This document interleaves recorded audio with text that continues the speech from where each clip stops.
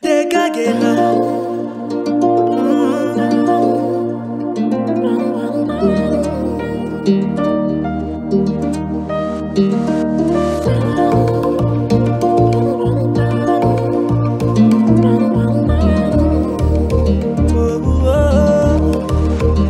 Mangatakan mitravitsy na fotoana foy ilazako ny ataom-poko fa matiko ane izy ny kamba te ifandray olalala de raha amidy anavidiko iaviko na de lafo meko tampotampo de apiko safosafo entinany aminay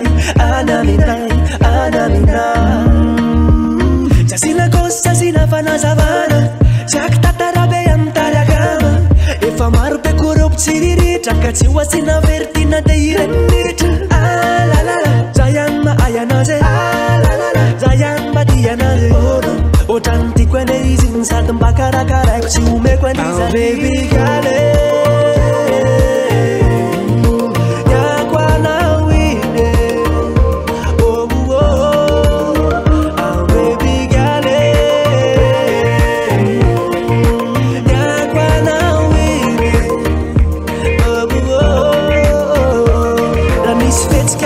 Nataoko de pardon raha mifanazava zany aloha de pardon le fifamalina zany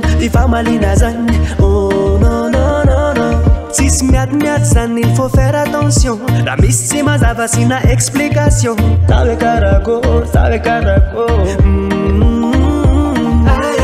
eno le madama de zaramsele adinoy aloha le fianana talofa rehefa miaraka amiko aza mitadaina ianao ko voninkazo mentso karakaraina.